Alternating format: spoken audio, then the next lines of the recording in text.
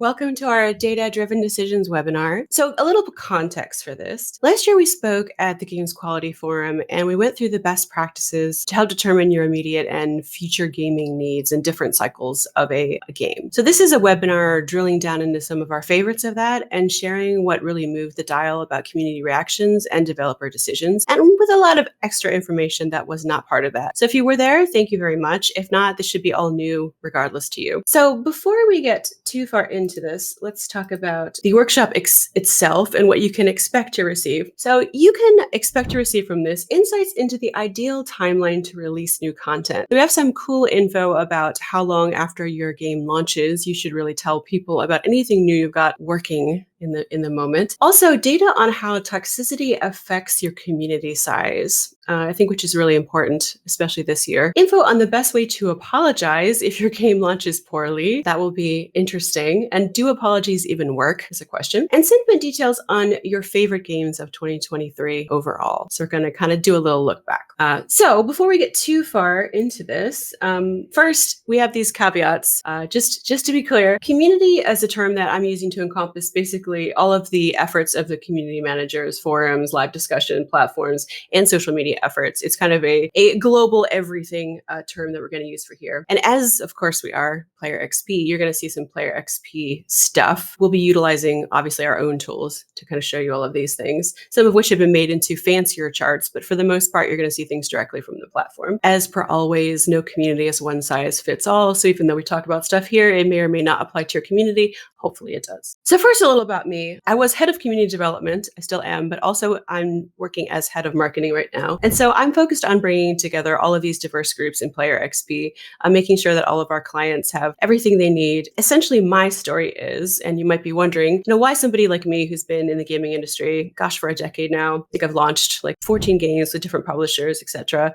Some more successfully than others. So why would I step into Player XP? One of the things that I think you should know about Player XP is that there's a lot in the industry, a frustration in community management areas, community professional areas, marketing areas, production areas, QA, about what the community wants and the best way to give that to them in a way that's economically viable, right? So if you've ever been frustrated because you knew what your community needed to maintain a positive environment, you knew what bugs and features troubled them, you knew how they would react to big announcements, but you didn't have the actual data to show that, you were basically guessing, and maybe you're underfunded and you don't have the personnel you need, or you're unable to tie together all of your hard work. You're sitting there like me with 40 tabs open and a million Excel sheets, and you just need one place to find all of the information that's really going to give you the answers.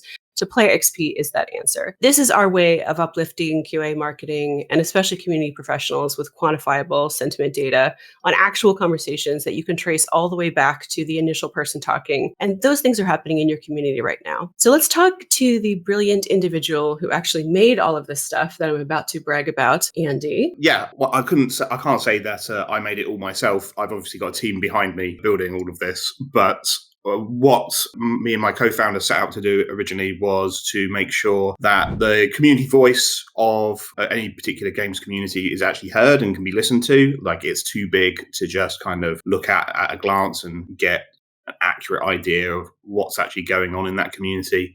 And so Player XP as a tool, we developed that so that we can actually give data-driven insights around like how your community is behaving, what they're talking about, and making sure that they're actually being listened to in a data-driven way. So my background and the company's background is that I set up this business alongside my business partner, Chris, about 10 years ago. It's coming up to 10 years ago now. We were originally a spin-out of a acceleration program out of Falmouth University, who are still a shareholder in the business. And we have been kind of operating within the games industry for, the better part of 10 years now, building Player XP, tailoring it to various different needs of customers, whether that be large AAA developers or even small indie developers, and trying to get that balance right. We want you to have these insights so that when you go to various different publishers and develop, and you're making statements about how you need to operate with your community, to like either your team or other people, that you're not just saying what you believe to be true. You can actually back up your ideas with evidence, and that gives you clarity on decision making and other variables as well, like that. So So Player XP, it's effectively a machine. At the heart of it, it's a machine learning or AI platform. We use a large language model, much like you hear ChatGPT being powered by, to determine what people are talking about and like how they feel about what they're talking about.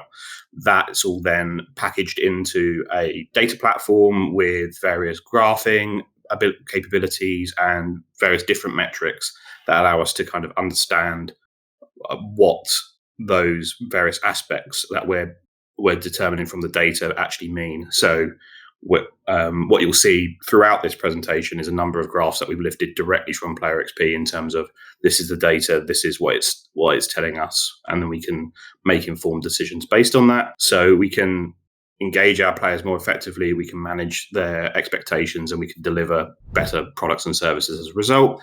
And we kind of operate from as soon as you start engaging with that potential community, so that's pre-release, during your production stage, as you're looking at competitors and other communities, all the way through to that post-launch and live support there, as you can see up on the screen. Start with our gameplay phase. We're going to talk about Final Fantasy XVI, a personal favorite of mine, wonderful game from last year. So if you've not played it before, the general story is that tensions between the nations escalate as the blight begins consuming the land. Clive Rossfeld witnesses his kingdom destroyed and goes on a revenge quest. It's a very simple way of saying many, many hours of content. So this is a really important milestone. We're going to start here from the gameplay reveal all the way through the launch.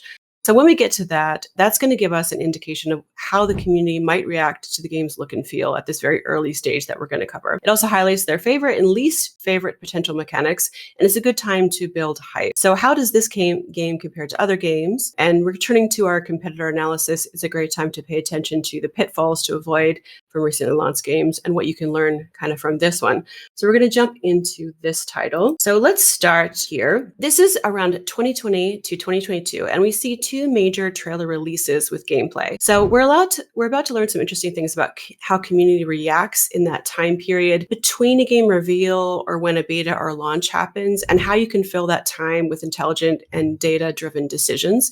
It's a very interesting time when you don't have a lot of actual stuff to share. So let's talk about these trailers. There's the Awakening and the Dominance trailers that were released in September 2020 and June 2022. And this was the very first time that anyone was able to glimpse any kind of gameplay shown to the public. So what we learned from looking at this slide here, and this is going to show you that as we approach the demo, and keep in mind, this is nearly a year with relatively little revealed, we're going to see that the conversations from the developer team actually drive a lot of the engagement more than formalized marketing at this stage.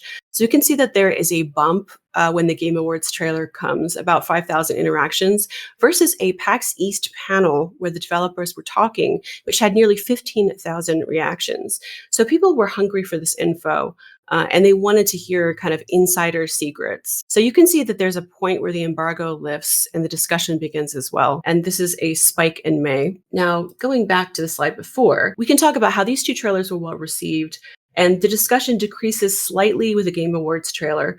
But these trailers produced a lot less discussion than one long-form panel at PAX East. Engaging with content creators has that level of discussion, and it's a really smart strategy. Okay, so let's talk about sentiment drivers. Andy's going to break this down a little bit. So there is a custom category. Andy's going to talk about that too.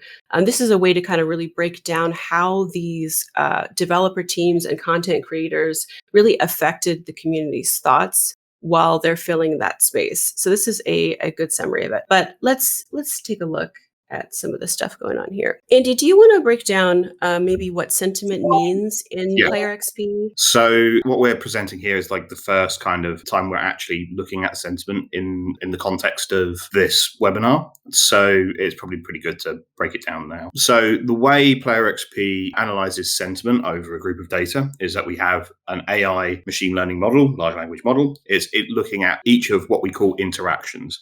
Now, interactions are anytime someone leaves a free text comment on any of the data sources we're monitoring. So in this particular case, we can see here we're monitoring Reddit, YouTube, and YouTube Official, which is both the official stuff that have been released on YouTube and also like unofficial channels on YouTube, so like just general content creators. And we've also got some Twitter mentions that are being hit in this category. And so what we're seeing here is we're gathering 5,000 interactions that people are talking about the development team. And so what I did to get this data was I created a custom category within Player XP targeting the various different names of Final Fantasy XVI key development staff that were forward facing. So we've got Yoshi P, who's the game director. We've got Mayoshi Soken, who's who's the composer for the game, the lead composer. And then we've got people like Koji Fox, who are the head lead localizer. What we were seeing was that there was actually quite a large contingent of interactions occurring here, about 5,000, where this particular person was mentioned, where one of these particular people were mentioned by about 2,710 people. What we've got from them is we've got a sentiment of 35, where our AI model has looked at each interaction and given it a positive, negative, or neutral rating based on the language used and how it's written. And we then statistically look at the negatives, look at the positives, look at the neutrals, and apply a rating mathematically based on the percentage breakdown of those. So a 35 is a very positive swing towards positive chatter in this data pool. So what we're seeing is effectively that in time periods where there isn't much to talk about, people are talking about the development team. The development team are being put very forward focusing. They are being presented with faces to attribute good things to, and they are using that as a discussion point when there is not much to share. Yes. So if we jump to this slide, we can see the category sentiment over time is inversely proportional to the marketing materials. So this is what is happening. The marketing team has nothing new to show on gameplay or actual in-game stuff. So they're sending in these individuals to entertain and inform the community to fill that space. So again, this is a smart strategy to dual wield this way, and this is kind of summarized in this slide. Now we're going to talk about the sentiment drivers again.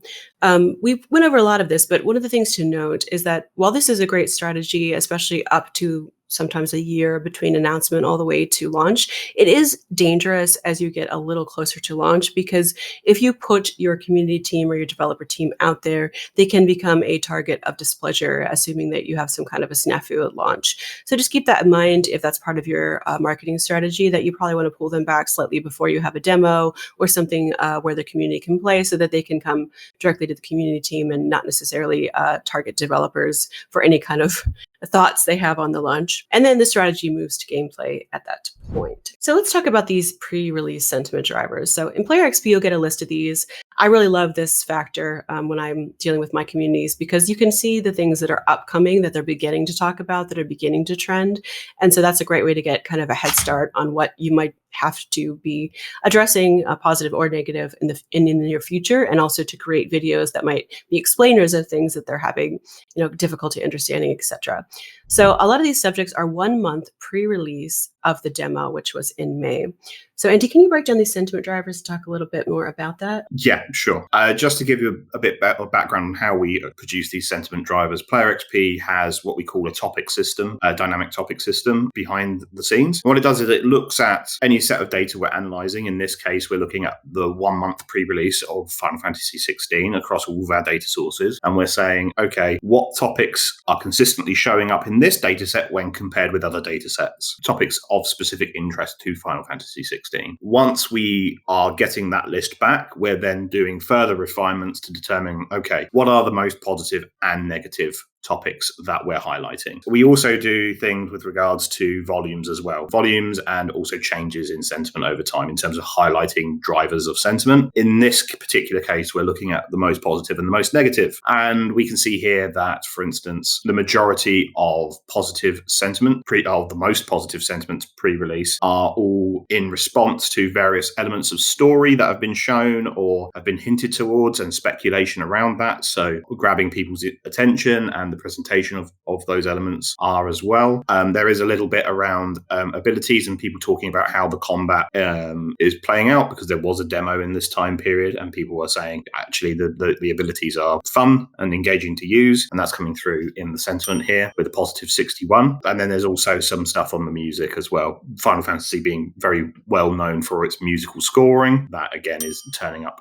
in the positive sentiments. Negative sentiments, on the other hand, are, while they are quite negative, they are also kind of a good thing to have if these are your negative points. The majority are around pricing. There's some elements around pricing and pre-orders being late, which is not great. But then the other majority of them are about getting access to it on the platform of choice. So stuff around it being a PS5 exclusive and not being on PC are the first and fourth points, respectively. And so if you've got people complaining that they want your game on their platform, that's generally a pretty good place to be in. People are excited for your game, even though they don't have the platform in which they would want to play it on. Yes. This very point right here, that at the end of the graph, that is the launch of the demo. And so we're seeing the initial lead up to it. There's a bit of a dip in sentiment below the 0 line when people are worried that they're not going to hear anything this month. And then as on the 9th, that demo is announced. It's announced very close to when it's going to happen. People get excited for the demo.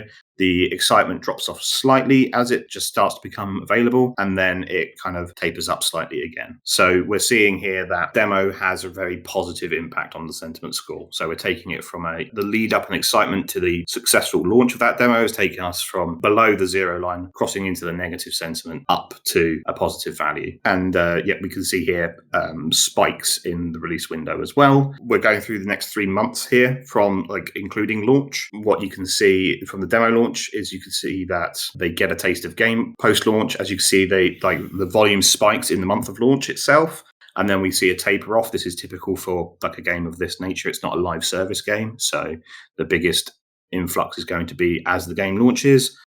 We see in the sentiment graph that there's a dip as launch. This is actually very normal for any game that launches, which is something that people need to be aware of when launching titles and monitoring anything with sentiment. If your marketing hype machine is working and people are really hyped for your game, people's expectations will never be met, or there will always be problems that occur once, reality of the situation hits, in terms of, okay, maybe some people will have problems running it on their system, maybe there'll be some bugs, things like that. Maybe something that people were expecting to be in is not in. Whatever the case may be, there's always going to be unmet expectations if your hype machine is driving marketing and people getting in a frenzy about it before release. So we see that initial drop. And then once that drop passes, we see a steady climb back up again as people are actually generally happy with the product that they've received. So this is the post-release sentiment drivers. So this is the first month following the launch of the title. What we can see here is we're getting an initial discussion about various game elements, various story elements, should I be clear. There's one about enjoyed. So that's generally, if you have enjoyed turn up in your most positive sentiment drivers, that means that you're doing very well, that everyone is going on about how much they're enjoying or enjoyed the game. The other 4 positive sentiment drivers are all story related. So people discussing Sid, Phoenix, Jill, Bahamut, they're all characters in the game in some description. And then the negative drivers are also positive. They're below. So that means that generally you're doing very well. If your most negative drivers are also positive, you're doing very well for yourself. These are obviously below the average there, but they're still performant. For the second month, we're again seeing more discussion about characters within the game, some the same, some different, music. And then we're also seeing, again, in the negative drivers, they're still positive. People are mentioning stuff around quests and things that they're finding wrong with the game or finding aren't quite as good as they would like. But still, those drivers are still coming across as positive, even though they're below the average for the game at this time. It's only if we go to the next slide when we start to see a change. So this is the third month here.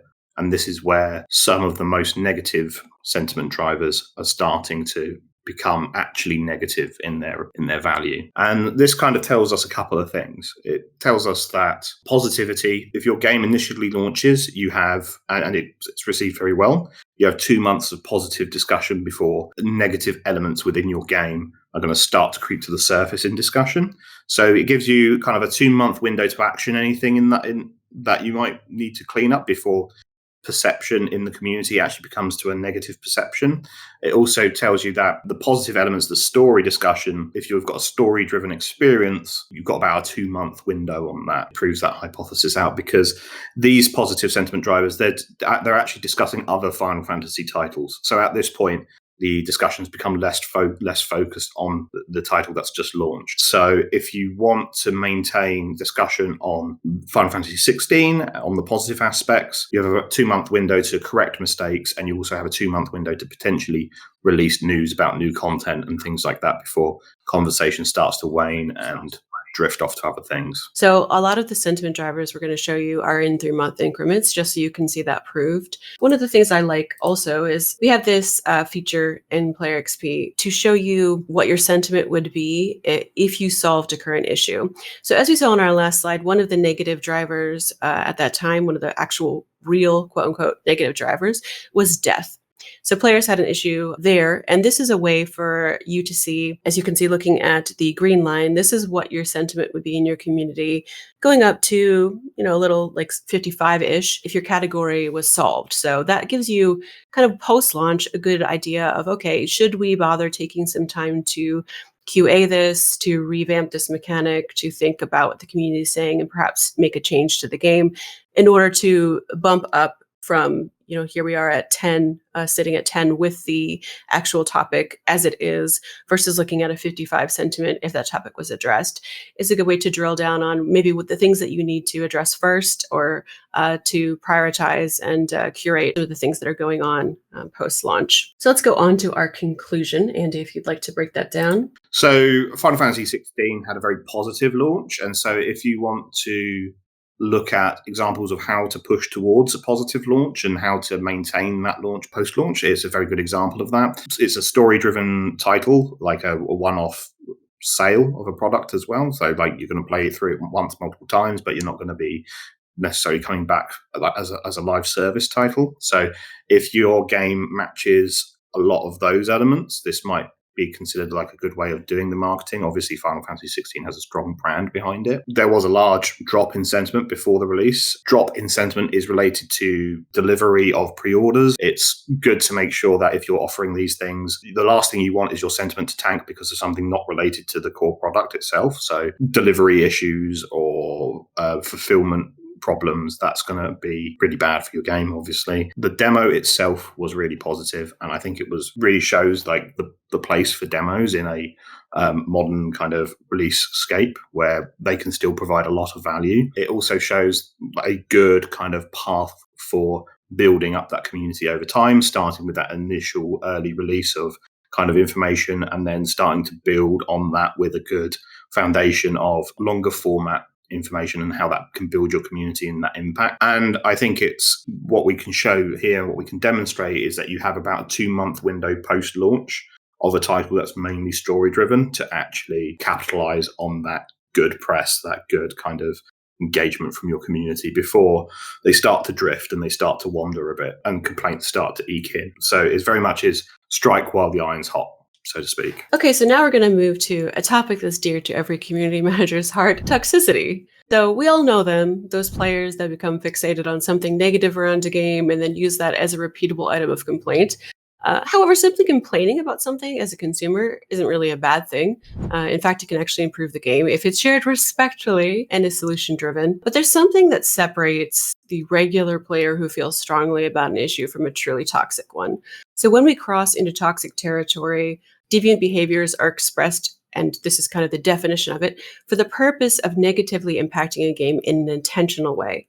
So this manifests in ways like bullying and harassment, doxing, hateful rhetoric, discriminatory language. You'll know it when you see it, kind of thing. So while this behavior is disturbing, it isn't uncommon. 72% of multiplayer games have witnessed toxic behavior towards others.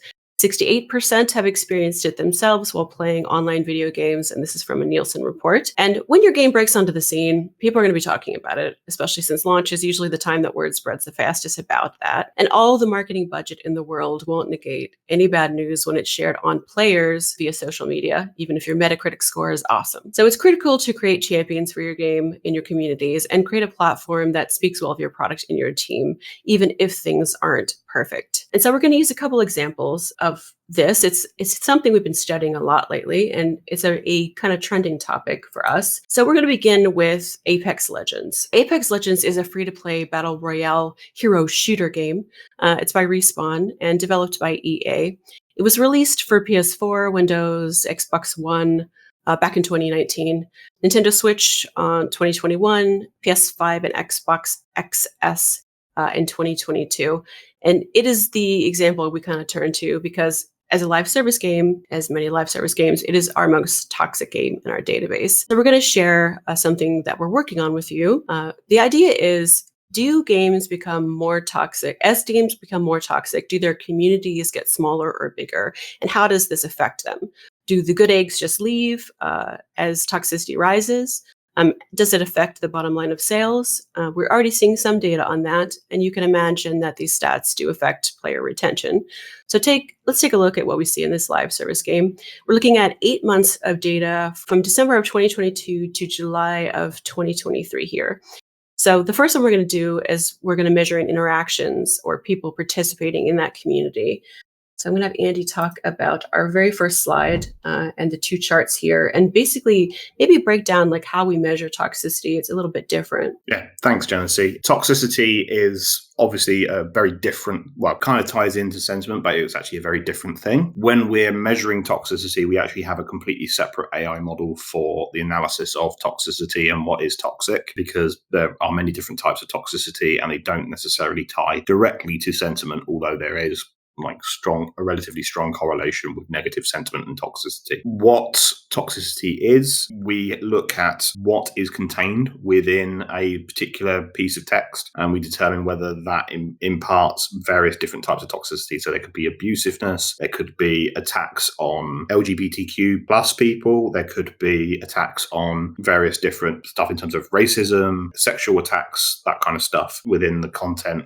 And what we do is we don't just break down, is something toxic, not toxic? We also break down the types of toxicity present. For our use case here, we're aggregating them all under like the umbrella term toxicity, but within the platform, we can also kind of get a granular breakdown of those types of toxicity. What we're charting here, whenever there's a group of people in a community, there's always going to be some level of toxicity. What we're actually charting against when it comes to the toxicity rating is we've calibrated zero toxicity to be the average amount of toxic behavior found in a game community. So across a large number of popular titles, we've gathered the data, we've found out how many toxic comments per 100,000, per 1,000 there are, and we've calibrated our zero to be the average of that. So if you're going above zero, it's into positive number range, that means that you have more toxicity in your community than the average. If you're going into the negatives, you have less toxicity in your community than the average. And if you go down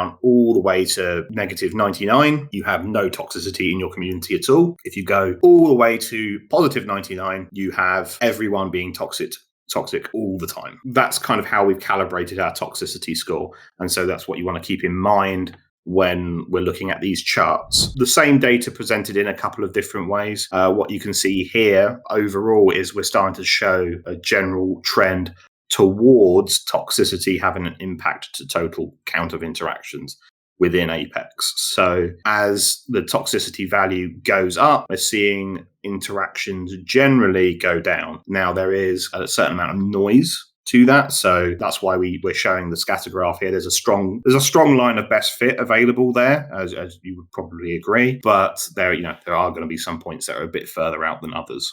So now we're going to turn directly to community size versus toxicity. This is our only interaction slide. So we're going to explore this theory we have, and we're going to break it down by platform. Interestingly, YouTube is the most toxic for this game. Lots of Let's Plays, I'm guessing. And we're going to have Andy break down the different platforms and how they might vary based on these toxicity rises and falls. So our first platform of choice is Steam Discussions to go visit. Now, interestingly, there's actually a strong relationship here between toxicity. If you look at the graphs, you can see the numbers change, but maybe not in the way you would expect. Anyone who's launched games knows or played games knows Steam Discussions is where people go to complain when their games don't work. It's a bit of a different use case maybe than certain other platforms. So what we see here when we're looking at specific Steam Discussions data, as the toxicity is going down, the community size is going up in some instances, and then in others, as the toxicity is increasing, the community size is dropping. And that's actually a pretty strong correlation here. On the right-hand graph, that's the best way of showing it. On the left-hand graph, you're seeing a relatively strong line of best fit, although it's perhaps weaker than the overall data would present. So it's not as strongly aligned as perhaps some other data sources we have, but there is still a correlation there. Reddit, on the other hand, it's going to be a large contributing factor to the data. And we can see here that it's kind of like a small shotgun blast. Toxicity never drops particularly low, stays pretty high, pretty consistently. And then the community size kind of varies within like a tight spread pattern there within the scan graph. And we can see on the right-hand graph that over time, those numbers are inversely proportional. So as the toxicity goes up at that peak at about June 2023, they start to diverge, and you're seeing the numbers kind of directly cross over each other and spread apart as those differences become bigger. The toxicity increases, and then the community size goes up. And it's starting to narrow again now, though, as the toxicity is dropping again. The community size are coming back up to meet it. All right, I refuse to say X, so we're at Twitter. So instead of tweeting on Twitter now, we're posting on X, but either way, we're still gathering the data for it. The relationship here, again, is quite a tight graph, but you can see here as we go from 60, it's kind of trending slightly in a... You can see a slight line of best fit there. The relationship between toxicity and community size over time, the second graph, though, shows a bit of a stronger relationship. We see the graphs cross over each other multiple times. In particular, the February 2023, you can see as that community size is increasing, the toxicity line is going down in response. And you can kind of see those bumps kind of inversely match each other. Still, again, proving out our general point. In a live service game, your toxicity is directly proportional to community size. And then for YouTube, again, we're kind of seeing maybe a slightly weaker line, but the line of best fit is there as the toxicity increases. And there's that far point where it's gone up to 35, the most toxic that this data is. You can see is also correlated to the smallest community size. So there is a pretty strong line of best fit here for YouTube as well. Our conclusion for the game on this is that there is definitely a correlation showing clear connection between toxicity and community size, community getting larger as toxicity drops. Now, keep in mind, this is live service, and we're also running these tests with single player games to see how that's affected, and we'll do that next. Many of our clients are thankful for this toxicity feature of Player XP because it breaks down that and gives you the option to see which individual is actually being the most toxic all the way back to the source. And here is some of our friends from Jagex, where Scum is the game that they're talking about their challenges with toxicity and how they've handled it. They said it's really helpful to be able to get a quick, reliable read on new game content and importantly inform product teams they can make tweaks and hot fixes post-release to address player feedback quickly with confidence that any changes we make will resonate with the audience and improve bottom line sentiment and engagement. Thank you, Jagex. That was very nice. Okay, now on to another game. Now, this is Hogwarts Legacy. It was a 2023 action role-playing game developed by Avalanche Software and published by Warner Brothers. The game is under the Portkey Games label. And it's part of the Wizarding World franchise, taking place a century prior to the events chronicled in the Harry Potter novels. So again, we're going to talk about community size and toxicity levels to see if there's a correlation between them. And usually, as we saw, they're inversely proportional. But keep in mind, this game has about 600,000 community members versus Apex's 2 million. And this game overall has a very low level of toxicity. It's actually quite healthy. With 20 at its highest. Right now it's sitting at -16 in the healthy range. But we're using it as a good example of a single player or a game that is, not a live service game. So we can get kind of that contrast for you. So hopefully you've enjoyed this and it's a super fun game. But Andy's going to break it down and see if we can learn anything about toxicity from this larger community. One of the things that we're looking at initially with the graph is that unlike with Apex Legends, where there's a direct inverse correlation between amount of toxicity and amount of players. So as your amount of toxicity increases, your amount of community members goes down.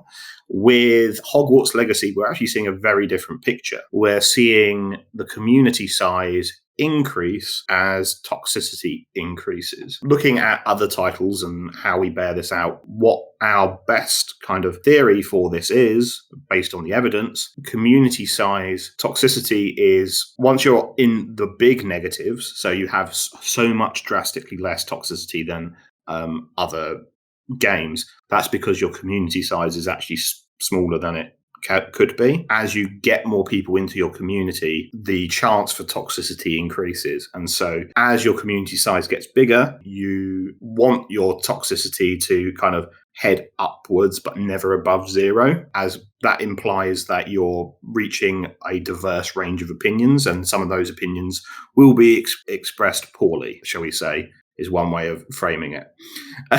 And as a community manager, as community management, is our jobs to make sure that we have a handle on it and that it's not getting out of control. But you're always going to have toxic behavior in any size group. And so if you have negative, say, 65, it's actually a smaller grouping than you would potentially like.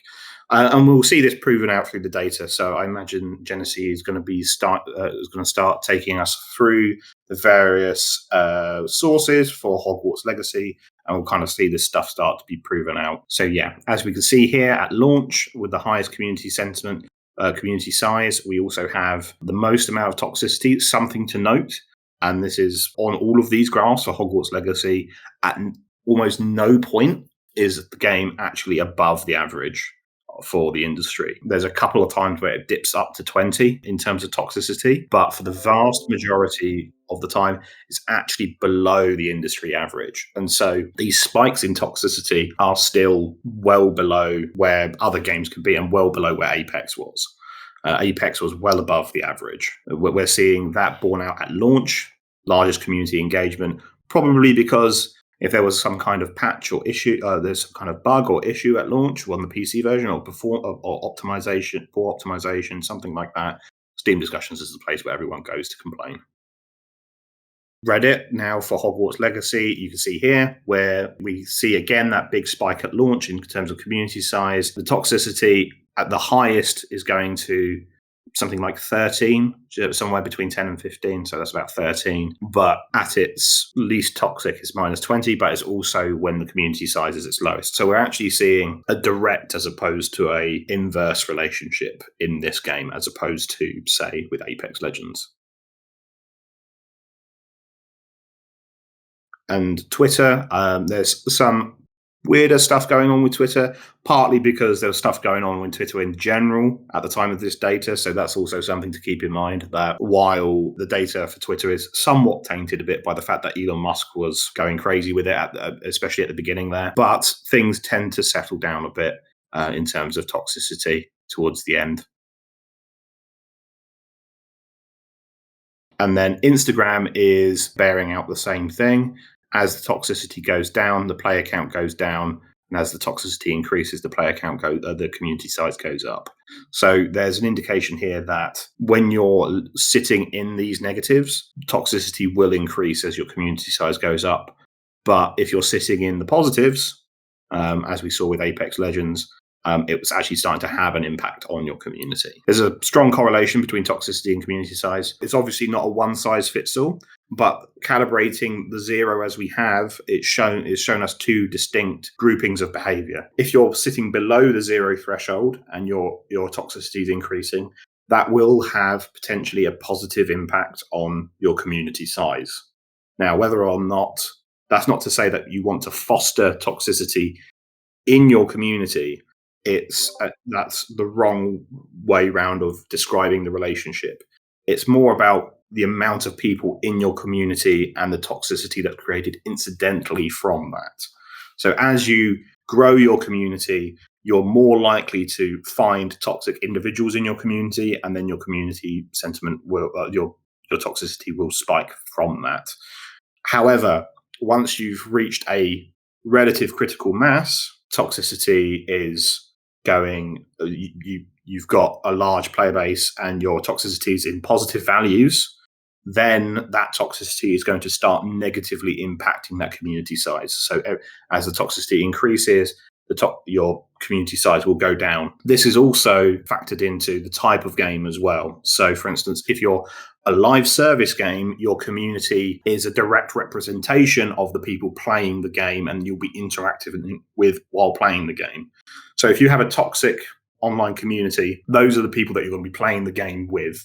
And so in multiplayer games like this, you're going to be put off from playing the game because you don't want to play with those people. Whereas in a product like Hogwarts Legacy, it's a single player game. you're not engaging with that community inside the game. And so the relationship's a bit different as well. And that's something we have to keep in mind when we're looking at these statistics. So interesting stuff. We'll keep looking into that. Let's talk now about the launch phase of a game. And we're going to get into our question of apologies, which I know a lot of people are interested in. So we're going to talk about Lord of the Rings Gollum. So let's talk about pre-launch sentiment. At this point in pre-launch, a community has very few interactions, and they're just kind of waiting around. They spend a lot of time in this game talking about the IP itself and their expectations. System requirements for this game were very high at the time, as it needed a GTX 1080 for minimum and RTX 2060 is recommended, which limited players and spoke of questionable optimization options for a lot of people. Fans were beginning to get worried in March about mechanics and the story depth, and they actually thought that some content was being cut from the game and deliberately held as future DLC. So you can kind of see like some of that being talked about in negatives. Sparse trailers caused concern, and the studio was blocking early reviews with an embargo, which, to be honest, that's pretty normal. But the lack of other video evidence of the game caused more concern than usual for this. So these are the sentiment drivers. Coming to the release, you can see that the sentiment drops over time being 5 months, and interaction craters after those 2 months. So that bears out our theory again about 2 months being your timeline to fix things. So now we come to the launch. What went wrong? So for this title, there was no community building pre-launch. There was not a lot of community development team or any developers in the actual social channels talking to people. Fans were worried about mechanics and the story depth. There was sparse gameplay, as we talked about, and the game has actually been delayed from 2022. So people had expectations that there was going to be some fixes before this actually launched, and expectations that it would run well. So we're looking, as you see, at sentiment at the pre-launch. The sentiment is already very low at -28. And you can see the stuff they're talking about. You'll see those words again later in launch. I'm not going to go over too many of the drivers because we'll be doing that. All right, Andy, can you talk about the apology right after launch? One of the things that happened with Lord of the Rings Gollum was, of course, that the game was poorly received at launch and the developers issued an apology. And so one of the things that we wanted to look into was, is apologizing actually a good use of, is that actually a good thing to do? Does it actually help the community in some way? And so we actually had two recent examples, relatively recent examples of those apologies happening in real time when we were starting to look at this stuff. One was Gollum, which we're looking at the moment, and one was Jedi Survivor. Star Wars Jedi Survivor, which also released at a very similar time and had a bit of a rocky initial reception. So the apology, this is a topic word cloud for Lord of the Rings Gollum for the term apology. What you might like to see here is that all of the terms in green are the positive ones. As we can see, that kind of apology doesn't seem to have done the game any favors. And in fact, you can see some terms in here about the apology being misspelled, about it being insincere, and there's also some stuff about Chat GPT and AI. So there's even questioning about whether the apology was even written by an individual, but rather by some kind of AI system. If your apology is being critiqued in this way, it's effectively being used as another stick to beat the team or beat the game again with. So it hasn't done any help. It hasn't helped at all or done any good. So our post-release sentiment drivers, in month one, we saw that the bad ones Andy mentioned, but even the good ones here are largely negative. We see a lot of negative ones, garbage, trash, all of those things. But even the good ones are really in the negative. We only have one that's positive, and that's the word ring. In slide 2, things turn dirty. The developers are now being targeted and told not to make games, but to stick to publishing. Yeah, not good. And then month 3 is full of people that are angry that the patches that have happened have not addressed any issues. And they're talking about things largely unrelated to the game, even in the positive drivers. So we're going to take another look back here at a comparison, just for the sake of it, between Jedi Survivor, who released that apology on release day.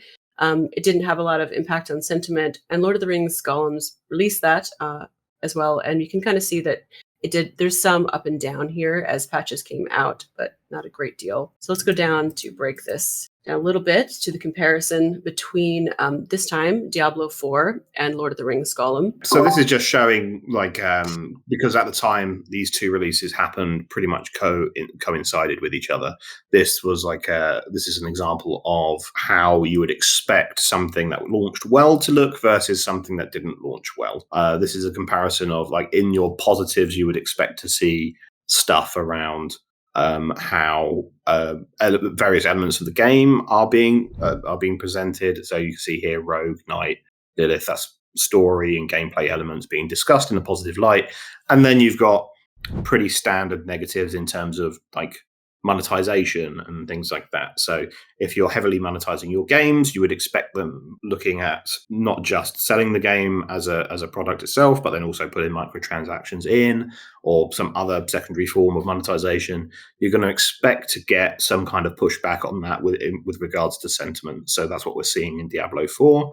Whereas Lord of the Rings Gollum, you're just getting, the game's just getting, like, harped on. So, like, garbage, trash, apology is one of the most negative terms in there. So what you can see here is throwing out that apology at this point, it really doesn't do you any good. It's actually just adding fuel to the fire. Okay, just for the sake of it, let's take a look at Diablo 4 today, just to show you that it is in the positive sentiment and it has had a rise since September of 2023. Good job, Diablo 4. Okay, and this is our community breakdown feature in Player XP. The reason I'm showing you this is because you can see here, and let's do a comparison between Diablo 4 and Gollum.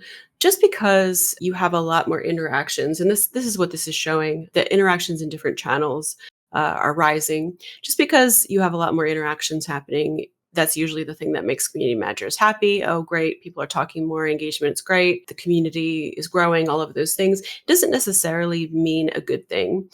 People can absolutely flood all of your social channels because they hate the game or something's vastly broken and they have a lot to say about it. So it's important to have context when you're looking at data like this, just for meaning. And it's just a cool feature. So, Andy, would you like to talk about the conclusion? Yeah, so this kind of feeds into the apology. Obviously, Lord of the Rings Gollum had a very rough launch. That much is ascertained from sentiment drivers. One of the things to take away from this, though, is that an apology for a bad launch or some kind of missed opportunity is not always going to do you any good. And in fact, might actually harm you in the long run. When considering whether or not you need to apologize for something, you should kind of keep that in mind. Is that actually going to help people? Is that actually going to assuage people's feelings? Or is it actually just going to make them more angry and more upset? And as you can see, for this title, it actually just made them more upset. And what can we learn from this? So having an existing community team present consistently before a launch is very important, especially if something goes wrong. You should have trust already built from transparency and communication. You should involve your community in solutions. Should take actionable steps to fix issues and provide insight into what's happening. So purely apologizing without any immediate patches or any actual action post-apology is really just an empty words. And a bad launch doesn't mean the end of your game if you handle it well. So we might be feeling down about Gollum right now, but there are more examples of games that have rough starts and have recovered well. So let's learn what they did, what differs between those two, and what we can learn from those examples. As you saw in Gollum and Hogwarts, we're talking about huge and beloved IPs versus an indie game who might have a different result. Jedi Survivor is another game that this is the sequel to Fallen Order, so there were a lot of high expectations here. So similar to previous games, we've seen the community is very focused on the IP, and the negative sentiment drivers are the usual things, which are about platforms, cost, and potential performance. So on to the launch of this, which was April 28, 23. I think we can tell by looking at the curve that things did not go well. Interactions spiked as people talked about the game, but we're going to break down some of the sentiment drivers around this. When it first month post-release, you can see here, negatively, we're seeing, in the negative drivers in particular, we're seeing the release being mentioned by name coming up in the sentiment drivers, which if the community are saying it's a bad release, then yeah, there's definitely a problem here to look at. And you're seeing implications as to like what that might be. So there's people talking about platforms here with regards to consoles and crashing and those things. So what you can see here, the positive drivers, stance and combat, the combat's being well received, the actual game itself and the story, they're all highlighting positive elements for the game. The negativity is about issues with release, issues with performance, and so on. So that's kind of hampering that positive reception that you would otherwise be getting. And then second month, what we're seeing is more people talking about bugs and various negative elements. We're still talking about gameplay combat here in the second month, and also some of the characters. Merrin is one of the members of the main cast, so to speak. And then, we're seeing issues around bugs and bounties. So bugs to do with bounties, some feelings about how they felt the story went as well. And then as we move into that third month post-release, what we're actually seeing is the negative drivers are no longer negative. They've become positive now. That's very interesting. When we saw that highlighted to us, okay, so what's happened there? So those negative drivers are no longer negative, they're positives. So we needed to look into, what had been occurring with the game that could be driving this. What it generally leads to is that in that 3-month window, and so those previous 2 months, you have 2 months to fix things, the team have been releasing patches and hot fixes very regularly for a number of platforms in very quick succession. And so by this month, a large amount of the prevalent issues with the launch of the game have all been resolved. And so they're no longer being mentioned to such an extent in the negative terms that we're going to have to that we're highlighting them as sentiment drivers anymore. So the conclusion that we can drive from that then is, if you give enough time and you put in the work within that 2-month window, you can turn your rocky launch around to a more positive experience, and you'll come out the other side with a title that's well received. Exactly. Jumping to this chart, Andy went over a lot of these points, but you can see here in Steam reviews, I think it's very clear what happened. So they reacted quickly to the news of the launch. They had an update the day of the launch. They acknowledged there are issues. They released patches and addressed concerns. You can see them here, May 1st, 10th, and 17th, and June 20th. And then mixed reviews remained due to some of the hardware issues in progress. But despite that, this game has already sold and this was at the time, over $32 million in profit. So that's great. And that was then. This is now. So this is where we stand right now. You can see some of the larger spikes were when the game was free on Steam for the weekend of November 24th through 26th. So that's why the reviews spiked up so high there. And there was a 40% discount for the game during those same dates. That's an interesting future study for us that we're looking into. But as you can see, largely positive reviews for that. So that was a good learning. And we're going to end on some encouraging news for our webinar for Cyberpunk Then and Now, another game that had a bit of a rough launch and issued an apology. And this proves out what Andy was saying earlier, that the frequency of patches, especially right after something, you can see all of the patch, Edge Runners anime release, the Phantom Liberty DLC, all of those things show you how this is rising in sentiment from its initial negative 30 sentiment all the way up to getting close to 50 and kind of holding right now at a little less than 20. But it's been a bit of a wild journey for Cyberpunk. And so we learned overall, again, patching, talking to your community, being transparent as a company, all of these have benefits to you and can change the paradigm of a negative experience for the player. We see this with data, and we also know it as fans. Even if something goes wrong, companies can turn the tide by employing the active listening in their community and being swift to implement changes, especially in that 2-month timeline that we talked about. And it's really important to keep your promises if you apologize and if you promise something during that apology. So don't do it if you're not going to make the game fixes. Also, we learned it's important to lower toxicity to manageable levels and to make your community a welcoming place and allow for differing opinions among players. So thank you for your attention. Both of us really appreciate it. And we hope that you took something useful away with you. We have a little bit of upcoming news going on here. So next for us is United by Games, which is happening during GDC. The date's still being finalized depending on the community summit. But we're looking for speakers and attendees. So if you are going to be around the 18th through the 20th in San Francisco and don't mind a quick walk from GDC, we're at the Westin, so it's like 10, 15 minutes. We will cover topics like imposter syndrome, mental health, burnout, accessibility, and more. So do scan the QR code, sign up. We'd love to have you there, etc. And if you want to, follow Andy and I and creep on our LinkedIn, you may do so here. And we also have Joe around, the Joe Bomb, who is one of our people who will tell you everything about if you'd like to get player XP for yourself, if you'd like to see insights on your game, etc. You can talk to Joe, who's here. And we really appreciate all of your time. Make sure you stick around in Discord. We'll be doing more webinars, etc.